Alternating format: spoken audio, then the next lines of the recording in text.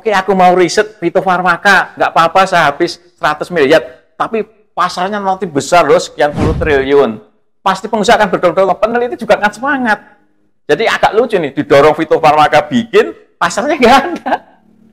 Nah ini mudah-mudahan melalui TV Mas Yumi ini bisa mendorong, itu tinggal satu langkah aja Mbak Utari. Iya, betul. Karena apa? Kebetulan saya sudah pernah di beberapa negara, kita mungkin lebih cocok modelnya Jepang. Kemponya Jepang itu, jadi setelah obat tradisional Jepang itu sudah diriset secara ilmiah, dokternya waktu kuliah di fakultas kedokteran diajari Kempo, begitu lulus ada produk Kempo, dia sudah welcome. Iya, betul. Sistem asuransi kesehatannya sudah dalam satu ekosistem. Jadi,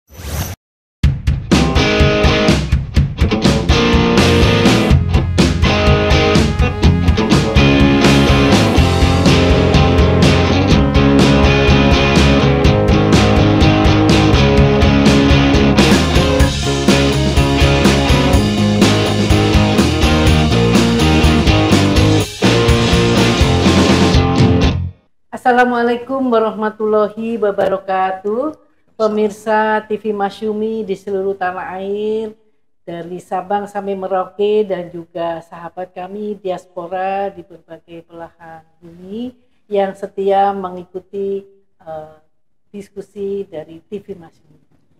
Seperti kita ketahui, pada kesempatan ini dengan saya Utari Sulistiawati, kita membahas hal yang paling baru di TV Mas Yumi, yaitu adalah mengenai herbal. Nah, seperti kita ketahui bahwa sejak zaman dulu sebelum Masehi, namanya Aristoteles, Plato dan sebagainya, pernah mengisahkan dalam buku-bukunya bahwa ada satu daerah atau benua yang kaya akan rempah-rempahnya, dan semuanya itu berjalan begitu saja. Kemudian di Nusantara ini banyak sekali kerajaan, kesultanan, dan tentu sampai hari ini itu memakan waktu mungkin 1000-2000 tahun lebih. Dan kita sekarang memasuki tahun 2024. Bagaimana dengan rempah-rempah dan herbal itu tentu sangat menjaga kesehatan para raja-raja dan sultan yang ada di tanah air. Begitu hebatnya rempah-rempah di Indonesia dan tumbuh-tumbuhan yang berkhasiat telah mengundang VOC dan negara-negara lain seperti Portugis untuk mengambil rempah-rempah, dan mereka berlayar ribuan mil. Nah, itulah para pemirsa, sudah saatnya herbal ini manggung di farmasi Indonesia, menjadi tuan di negeri sendiri. Pada kesempatan yang berbahagia ini, kami mengundang di studio Pak Karyanto, atau mungkin saya lebih familiar memanggilnya Mas Karyanto ya. Jadi beliau dengan saya ini tadinya sama-sama di satu media ya. Kami juga mantan wartawan bisnis Indonesia. Jadi Pak Karyanto adalah alumni farmasi dari Fakultas Gajah Mada. Nah, kemudian dia kepintut di dunia wartawan di Kedaulatan Rakyat, kemudian nyambung di bisnis Indonesia. Tetapi beliau tidak lama karena kembali menggeluti dari dunia farmasi. Nah, untuk lebih jauhnya kita buka perbincangan dengan Mas Karyanto. Gimana Mas kabarnya? Alhamdulillah sehat Mbak Rami, minum jamu setiap hari. Alhamdulillah. Jadi Mas Karyanto ini kita juga punya misi TV Mas Yumi ini untuk meningkatkan produk-produk dalam negeri, khususnya herbal. Dari sejak dulu kita juga dibiasakan oleh orang tua kami rajin minum jamu. Jadi tetanya itu cocok sekali sebetulnya dengan fiksi kita orang Indonesia, dan itu kemudian obat itu mendunia ya, iklankan. Nah, ini saya ingin ulasan dari Mas Karyanto yang juga konsultan dari farmasi. Apa yang terjadi saat ini dengan perkembangan herbal di Indonesia? Monggo silakan. Terima kasih Mbak Utari kesempatannya. Jadi Indonesia itu mega biodiversitas nomor 2 di seluruh dunia. Kita hanya kalah dengan Brasil. Namun jika biodiversitasnya dia tumbuh di atas tanah, digabungkan dengan kekayaan laut kita, flora dan fauna laut kita dijumlahkan dengan biodiversitas, kita akan menjadi nomor 1. Nah, kira-kira kita memiliki sekitar 30.000 spesies tanaman. Nah, itu kira-kira sudah sebesar 75% dari tanaman seluruh dunia yang ada di Indonesia. Jadi dari 30.000 tanaman spesies di Indonesia itu, sekitar 9.600-nya terindikasi berkhasiat untuk obat. So, Indonesia sebetulnya mutiara yang terpendam yang belum digali adalah tanaman obatnya. Nah, dari 9.600 spesies tanaman obat yang terindikasi sebagai obat tadi, baru dipakai sekitar 500-an. Jadi masih sangat luas sekali kekayaan alam yang diberikan oleh Allah SWT ini untuk dikaji secara mendetail. Nah, saya dalam kesempatan yang singkat ini akan memberikan 5 transformasi yang harus kita lakukan, Mbak Utami. Yang pertama adalah transformasi dari sumber daya alamnya, sehingga memiliki kompetensi yang tinggi, punya daya saing yang tinggi. Coba bayangkan, dari 9.600 tanaman obat yang berkhasiat ini, kalau kita berdayakan seluruhnya, tentunya bertahap ya, mungkin 5 tahun ini 10 spesies dulu, tapi benar-benar dikawal dari hulu ke hilirnya. Nah, banyak hal yang kita lakukan untuk memastikan sumber daya alam berupa tanaman obat itu langgeng. Kita ketahui kita sedang mengalami disrupsi besar di dunia ini. Yang pertama, cuaca yang berubah ekstrim, itu juga akan berpengaruh terhadap potensi punahnya tanaman obat. Mungkin gersang, kebakaran, juga mungkin unsur haranya yang berubah sehingga tanaman itu akan punah. Sehingga ke depan pemerintah harus memastikan tanaman obat itu dikelola menggunakan good agriculture practice. Sehingga benar-benar tidak dirambah, ada potensi punah. Dikelola secara industrial, misalkan Kalimantan kan terkena pasak buminya. Bisa nggak? Kalimantan itu fokus saja di pasak bumi. Oke. Di Sukabumi katanya cocok untuk jahe merah. Sukabumi dan Bandung fokus di jahe merah, dan demikian juga tanaman obat yang lain, sehingga clustering ini akan memudahkan efisiensi produksi. Oke, itu yang harus kita benahi, Mbak Uta. Jadi transformasi di bidang pengelolaan sumber daya alam obatnya, sehingga ada daya saing yang kuat yang harus kita lakukan. Transformasi kedua adalah di bidang pengetahuan tradisional. Riset tanaman obat dan jamu yang dilakukan Kementerian Kesehatan itu mungkin 2-3 tahun yang lalu itu sudah ditemukan lebih dari 34.000 variasi ramuan. Dari 34.000 ramuan itu kira-kira dari 405 etnis. Misalkan di Jawa itu kan etnisnya banyak. Sunda punya jamu sendiri, Madura sendiri, Jawa sendiri, Jogja sendiri, Solo sendiri. Itu dicatat sekitar sudah 34.000 varian. Tinggal sangat kaya sekali. Jadi ramuannya sangat banyak, tanaman obatnya sangat banyak. Nah, tinggal bagaimana nih? Nanti saya ceritakan bagaimana pemasarannya. Transformasi kedua adalah tentang pengetahuan tradisional ini bagus, harus kita kelola, kita uri-uri bahasa Jawanya. Tapi jangan berhenti di situ. Karena anak-anak sekarang, anak-anak milenial kan ini ini peninggalan leluhur kita. Ada bukti ilmiah enggak? Iya. Anak sekarang beda mungkin dengan generasi saya. Disuruh minum ya minum aja. Anak sekarang ini bener enggak nih? Nanti menimbulkan malah sakit enggak? Nah, itulah nanti ada transformasi pengembangan teknologi farmasi dan kedokterannya. Transformasi di bidang pengetahuan tradisional itu diuri-uri, karena bagaimana juga sejarah itu tidak boleh kita lupakan. Iya, nah, tapi kalau kita hanya berhenti di situ, tuntutan zamannya berbeda. Nah, transformasi ketiganya adalah pemasaran global. Nah, kalau kita bicara pemasaran global, tentu digitalisasi. Bagaimana sekarang, alhamdulillah saya diajak Badan POM itu untuk bimbingan teknis bagaimana teman-teman kita yang jualan jamu gendong, kita ajari bagaimana sih jualan online, bagaimana bikin kemasan yang higienis, sanitasinya yang higienis, tapi juga harganya juga jangan terlalu naik setelah ada kemasan yang bagus. Nah, kita lakukan peningkatan penjualan berbasis digital. Nah, hal-hal ini kalau nggak dilakukan secara transformatif juga nanti nggak bisa berkembang. Kemudian transformasi keempat adalah bagaimana membangun ekosistem. Nah, jadi Mbak Utami, kalau kita kenal sesuai dengan peraturan Badan POM itu kita ada 3 kategori obat bahan alam kita. Jadi Undang-Undang Kesehatan Nomor 17 Tahun 2023 itu menyebutkan bahwa obat bahan alam itu terdiri dari 3 kategori ya. Yang logo seperti ini jamu. Jamu itu berbasiskan empiris, tidak perlu pembuktian ilmiah sama sekali.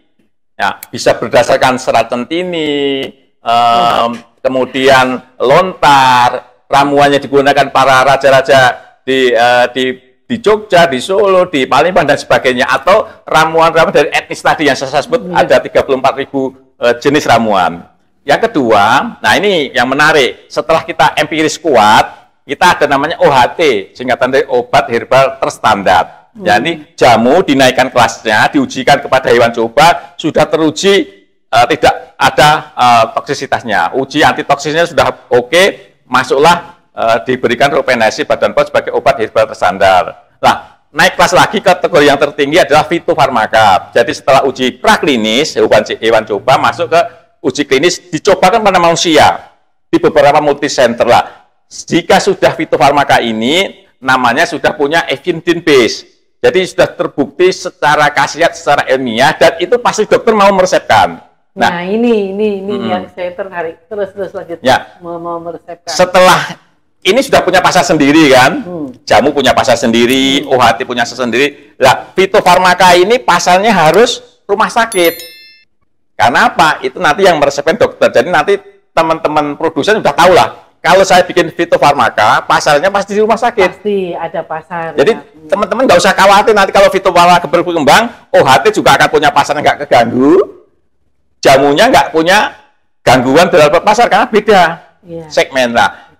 Fitofarmaka ini kita dorong masuk rumah sakit yang disebut beberapa tahun terakhir ini fitofarmaka sebagai obat modern asli Indonesia. Kenapa modern? Karena sudah uji ilmiah, uji klinis. Kenapa asli Indonesia? Karena bahannya dari Indonesia, perisetnya dari Indonesia, diproduksi oleh produsen Indonesia. Jadi obat modern asli Indonesia atau OME. Nah, kalau OME ini bisa kita dorong masuk BPJS, itu teman-teman pengusaha, Mbak Utami kan lama jadi wartawan ekonomi ya, pengusaha itu nggak usah disuruh riset, nggak usah disuruh bikin. Kalau ada pasarnya besar, datang sendiri. Kayaknya namanya Utari. Ya, Mbak Utari, mohon maaf, kalau pengusaha itu disuruh-suruh riset, harga puluhan miliar, ratusan juta, mungkin mikir. Tapi begitu pasarnya dibuka, nggak usah disuruh, Mbak Utari, mereka datang sendiri. Ada gula kan ada semut. Nah, ini harus kita dorong. Alhamdulillah di eranya Pak Jokowi ini sudah ada Inpres, ada Kemenko PMK, itu sudah menerbitkan juga bagaimana Satgas Fitofarmaka itu didorong. Badan POM sudah juga sangat produktif untuk mendorong fitofarmaka. Kemenkes sebenarnya sudah ada keputusannya juga bahwa Menteri Kesehatan sudah membolehkan fitofarmaka ini digunakan di rumah sakit seluruh Indonesia, tapi dananya baru dana alokasi khusus yang itu dimiliki oleh Pemda. Belum masuk BPJS. Nah, kalau kita dorong satu langkah lagi kalau fitofarmaka atau OME itu bisa masuk BPJS. Jadi nanti Mbak Utari datang ke rumah sakit, pulang tuh dapat herbal fitofarmaka. Pertama, kita bangga dengan produk Indonesia dan dampaknya Mbak Utari, petaninya, perisetnya, produsen herbalnya, distributornya, apoteknya, dokternya, apotekernya, dan semua yang terlibat dalam satu ekosistem ini berkembang semua. Oke, jadi ada efek domino, ya kan? Langsung jerat dari hilirnya, ya, dari hulunya itu akan berkembang karena saya rasa petani lebih enjoy ya untuk menanam itu karena udah ngerti kan, udah pasarnya jelas. Nenek moyang juga dia lebih kenal. Keduanya, kemudian itu kan tidak semahal mau obat-obat dari luar negeri ya kan Pak ya?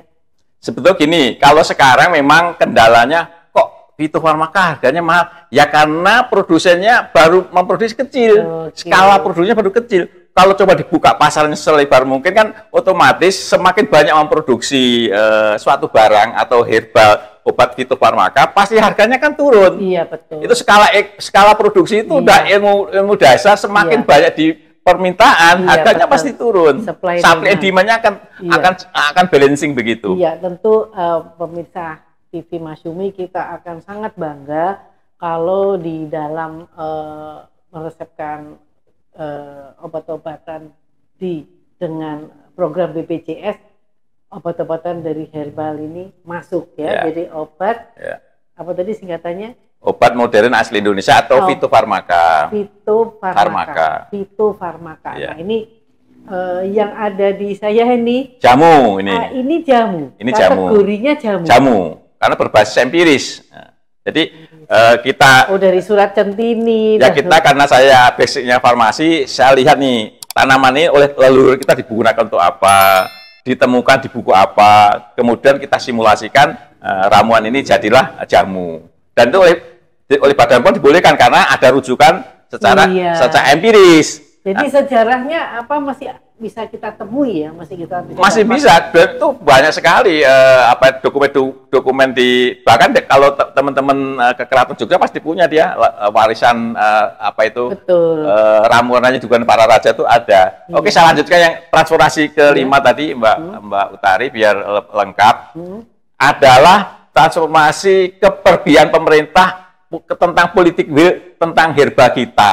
Goodwill-nya. Kalau nggak ada goodwill, nggak ada politik dari pemerintah, pengusaha itu tadi nih. Oke, aku mau riset fitofarmaka, nggak apa-apa saya habis 100 miliar, tapi pasarnya nanti besar loh, sekian puluh triliun. Pasti pengusaha akan berdorong-dorong, peneliti juga akan semangat. Jadi agak lucu nih, didorong fitofarmaka bikin, pasarnya nggak ada.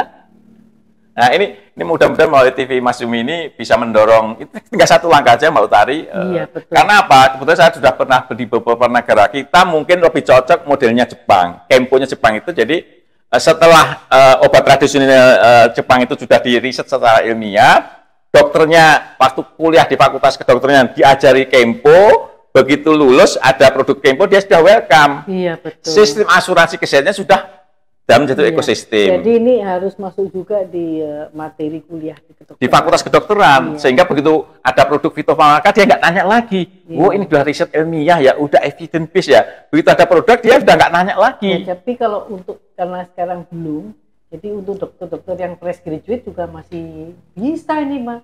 Iya, pelatihan betul itu. Bisa. Jadi sekarang ada program saintifikasi jamu, dokter dilatih. Tapi sebetulnya beberapa saya dengar dari teman-teman yang aktif di perguruan tinggi fakultas kedokteran sudah ada blok herbal. Masih mata pelajaran pilihan, mata kuliah pilihan, tapi itu belum semua fakultas kedokteran. Tapi sudah ada mulai, udah on the track-nya sudah mulai kelihatan. Tinggal bagaimana kalau ada keputusan dari pemerintah, misalkan oke, mulai bulan kapan, tahun mudah-mudahan jangan lama-lama, tahun inilah fitofarmaka bisa masuk BPJS Kesehatan. Saya perlu sekian juta kapsul, sekian puluh juta mungkin nggak puluhan juta, ratusan juta kapsul pil herbal asli Indonesia. Saya kira itu pengusaha nggak jadi suruh riset sendiri. Jadi untuk yang terakhir kita ini yang baru menerpa kita selama 3 tahun COVID, bisa Pak dengan ini? Ya jadi gini, kalau disrupsi tadi kan ada iklim yang ekstrim. Disrupsi yang pertama sebetulnya digitalisasi, revolusi industri 4.0 kan, itu mendorong semua perilaku bisnis, pola hidup itu kan berubah semua dengan digital tadi. Nah, yang terakhir juga COVID. Jadi COVID kemarin Mbak Utari, teman-teman saya itu panen 2 itu. Ada yang omsetnya 600 kali, bener itu. Pertama yang untuk imun tubuh ya. Jahe pun dicampur kunyit, temulawak, direbus, dibikin jamu instan berbasis gula, itu laris manis. Nah, ini menunjukkan memang tren ke depan, dan memang riset dari WHO itu negara-negara besar pun termasuk Amerika, Jerman, Jepang, itu penggunaan herbalnya tinggi, Mbak Utari. Kalau di Indonesia itu riset Ristoja dari Kemenkes itu kira-kira hampir 60% masyarakat Indonesia itu menggunakan pengobatan tradisional. Jadi pasarnya sudah ada. Sebetulnya. Betul. Tinggal satu step lagi dokter, karena kalau dokter sudah ngeresepin itu, orang yang minum jamu kan percaya. Dokter juga ngeresepkan. biar punya desain fitofarmaka. Tapi paling tidak dokter di seluruh Indonesia sedang resepin herbal. Memang herbalnya yang ome tadi, yang fitofarmaka, tapi ini ke bawah, jamunya ke bawah. Harusnya bisa masuk jurnal-jurnal kedokteran ya Pak? Sebetulnya kan bukan masalah jurnal lah. Ini kalau masalah OHT, jamu, fitofarmaka itu Badan POM sebelum menerbitkan izin edar itu kan dievaluasi oleh tim mereka, itu sudah selesai. Jadi masyarakat yang penting bagaimana penguatan brand herbal Indonesia. Coba Bang, kalau kita ke BPJS pulang bawa herbal, begitu habis, wah iya. Besok ada kok produknya yang di pasar, kan otomatis tarikan pasar itu meningkat. Nah sekarang karena dokternya belum, memang ada sih kita hargai beberapa komunitas dokter yang care dengan herbal, tapi belum menjadi policy nasional. Betul. Nah tinggal satu step lagi bagaimana pemerintah mendorong ini, mudah-mudahan sebelum Pak Jokowi peralihan presiden ini. Satu lah legacy Pak ya, kalau di IKN ini ya. Sudah boleh menggunakan dana alokasi khusus, boleh bagus. Tapi belum semua daerah menggunakan karena dana alokasi khusus itu kecil dan tidak digunakan untuk herbal selalu. Bisa untuk yang lain. Dana alokasi khusus. Alokasi khusus itu dari masing-masing Pemda itu kan punya Pemda. Jadi nanti kalau dari rumah sakit Pemdanya, Pak, saya mau beli fitofarmaka setahun sekian miliar, boleh. Tapi kan dana alokasi khusus itu terbatas dan bisa digunakan nggak hanya untuk fitofarmaka, bisa untuk keperluan lain. Tapi kalau BPJS, begitu dokternya meresepkan, beres. Meledak gitu, Pak. Nah, itu yang harus kita, kenapa saya mendorong ini Mbak Utari, di Jepang sudah melakukan, di negara lain juga sudah melakukan. Padahal di sini ya, kaya raya, mega biodiversitas di seluruh dunia, kita nomor 2 setelah Brasil. Gitu loh. Nomor 2 setelah Brasil? Iya. Berarti di sana jauh lebih banyak spesiesnya atau? Ya, lebih banyak. Tapi kita kan heran, TCM, Traditional Chinese Medicine, bahan bakunya nggak sebanyak kita, tapi tumbuh hebat. Jadi kalau kita ngomong herbal dari mana? TCM, Cina, Ayurveda, India, Kempo, Jepang. Banyak juga loh Pak bisnis dari luar negeri herbal. Nah kita juga betul, kita juga harus hati-hati juga. Makanya kita saat mendorong karena kita juga bekas wartawan kan punya idealisme bagaimana mendorong bangga produk Indonesia, karena saya passionnya di herbal. Bagaimana nih herbal nih yang jualan jamu yang monggo saya dorong, misalnya dengan healthy drink di sekarang. Alhamdulillah Mbak Utari, kalau kita nginep di hotel tuh sarapan tuh ada jamu, ada welcome drink, sekarang sudah rempah. Jangan berhenti di situ, kafenya ada. Pokoknya pola hidup bangsa Indonesia itu sebetulnya kalau kita menggunakan kekayaan alam kita itu sudah cukup sehat sekali. Jadi kita nggak usah takut ya dengan bingung cari obat, ini nggak ada, ternyata di bumi kita sendiri kaya. Ini di depan saya ini Mas Rekan tuh ada tulisan no killer. Ini waktu kemarin ada kegiatan kaderisasi di Partai Masyumi menggunakan ini, salah satu pesertanya yang terpilih alhamdulillah sembuh. Nah ini sekarang saya ketemu dengan Mas Yanto, monggo dijelaskan no killer ini bagaimana ini cara kerjanya. Jadi ini no killer itu branding saya minyak boreh asli Indonesia. Minyak boreh. Minyak boreh. Jadi kenapa memang sebaiknya diborehkan sambil diurut ringan. Sebenarnya inspirasinya waktu saya ke India, saya belajar ke Ayurveda di SGT University di New Delhi itu hampir 2 pekan. Itu diajari bagaimana sebetulnya istilahnya memboreh. Jadi beberapa tanaman dipotong-potong, kemudian dioseng, gampangnya ya, dioseng dengan disangrai. Minyaknya saya nggak nanya apakah minyak zaitun atau minyak kelapa, pokoknya disangrai. Setelah disangrai itu agak sudah mulai nggak sampai mendidih, cukup hangat, kemudian ditabur di kasa. Kasa itu kain putih, ya kalau Mbak Utari diperban itu. Tapi beberapa lapis itu sehingga nggak netes-netes. Kemudian diborehkan di punggung. Di punggung di mana yang sakit. Kebetulan saya yang jadi saya pakan tuh apa anunya. Saya kaki saya agak keselio. Kebetulan pas jalan-jalannya agak itu. Ini di Indonesia nggak ada namanya boreh. Saya ingat waktu di Jawa itu kalau kita kejatuh tuh beras ditumbuk dengan kencur, dibalutkan, diborehkan. Terus kemudian kalau zaman dulu kan nggak ada perban, anggir kain diikat, dibebatkan, ya paginya enak. Nah, cuma sampai kalau anak-anak sekarang dibikin bores seperti itu, ya pasti nggak nyaman karena betul paginya pertama banyak rontokannya, terus di kue juga kotor. Kemudian saya ide bagaimana saya membuat minyak bore, tapi yang kekinian, tidak lengket, tidak apa itu aromanya juga karena ini ada minyak zaitun pasti sangat lembut sekali, ada jahenya, ada cengkehnya, nah, itu enak sekali, ada minnya juga Mbak. Jadi untuk aromaterapi bagus sekali. Jadi untuk nyeri sendi, lelah-lelah. Jadi bahkan kalau teman-teman mau flu atau batuk, ambil tisu ditekuk itu disemprot satu semprot aja boleh dipakai masker atau hanya dihirup-hirup aja enak. Karena aromaterapinya bisa melonggarkan saluran pernapasan kita. Tapi fungsi utamanya bukan di situ, tapi minyak borehnya. Misalkan nyeri sendi, saraf kejepit, tapi memang sebaiknya ada tambahan urutannya. Tapi kalau hanya sekedar diulas-ulas nggak apa-apa, tapi akan lebih maksimal kalau karena namanya minyak boreh, diborehkan. Iya, betul. Gitu. Nah, yang itu. Kalau ini Nostia ini produk capsule ya. Jadi kalau ini yang diborehkan, ini yang diminum. Ini topikal, ini yang oral. Ini sebetulnya juga meningkatkan kesehatan tulang, otot dan sendi. Misalkan asam urat, osteoporosis, pegel-pegel ini itu bagus sekali. Oke, itu kan berupa ini kapsul. Nah, itu kan 3x2 saya lihat itu. Dosisnya sekali minum itu kalau terapi pagi, siang, malam itu 2 kapsul. Tapi kalau misalkan Mbak Utari nggak punya penyakit apa-apa nih, karena capek bikin podcast, sebelum tidur minum 2 kapsul, besok paginya bugar. Karena apa itu nyerinya berkurang, kemudian inflamasinya juga berkurang, kemudian juga kebetulan ini juga ada sambilotonya juga meningkatkan imun tubuh. Ada ekstrak kurma. Nah, ini minumnya 1 jam setelah makan.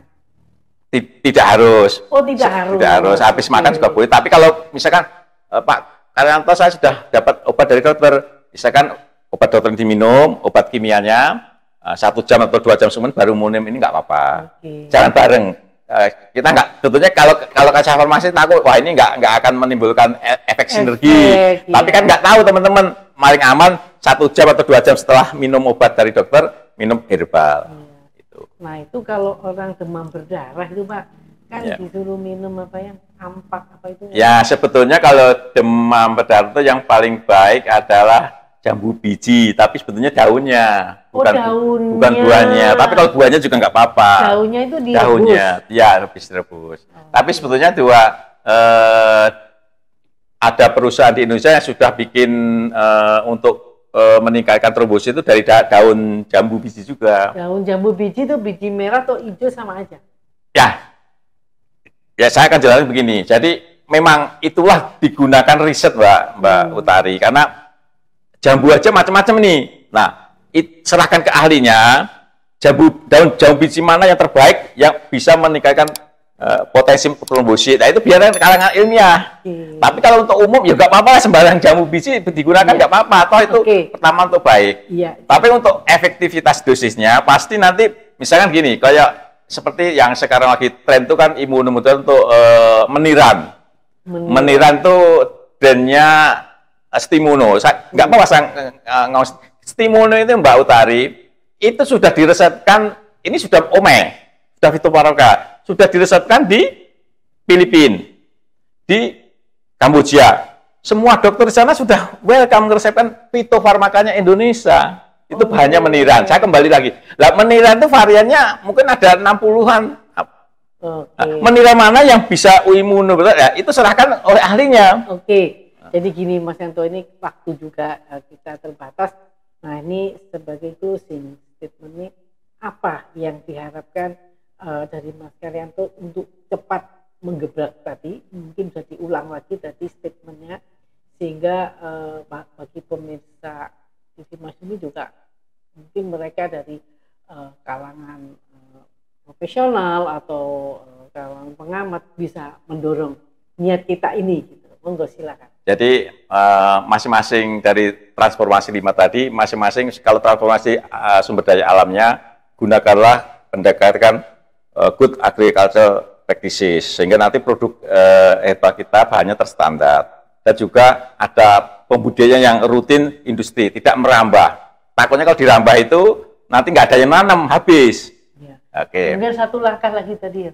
Ya, kemudian yang kedua, transformasi di bidang pengetahuan tradisional harus dipelihara, tapi dinaikin kelasnya, ada dukungan ilmiahnya. Transformasi di bidang pemasaran, kita harus pakai digital dan menguatkan brand jamu atau herbal kita. Yang keempat adalah ekosistem tadi, Mbak Utari. Bagaimana kalau herbal Indonesia itu sudah diresmikan dokter, itu semua brand jamu akan naik. Nah, itulah.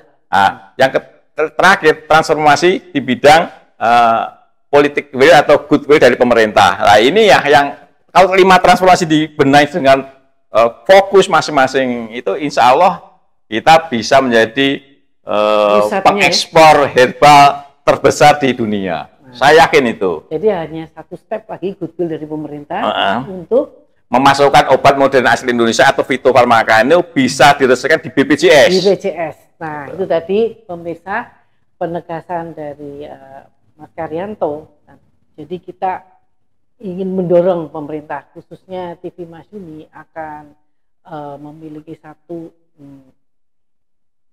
niat untuk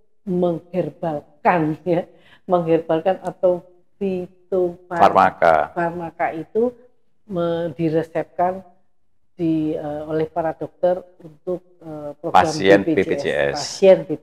Jadi sekali lagi ini akan sangat penting lagi, dan ini efeknya multipliernya adalah untuk kesejahteraan petani yang mempunyai tentunya sudah bakat ya untuk menggiatkan tanaman tradisional, dan tentu dari hulu ke hilir industri ini akan tumbuh dengan sangat cepat ya. Jadi apa salahnya kita akan coba kafe herbal ya, kafe herbal menunjang kesehatan kita gitu ya. Jadi terima kasih sekali lagi Mas Karyanto, kita tentu akan sering bertemu lagi melanjutkan diskusi-diskusi ini. Demikian juga pemirsa TV Masyumi dan juga Ahmad Yani Channel, terima kasih atas perhatian Anda, dan kita akan bertemu di diskusi yang mendatang. Wabillahi taufiq wal hidayah. Wassalamualaikum warahmatullahi wabarakatuh. Waalaikumsalam warahmatullahi wabarakatuh.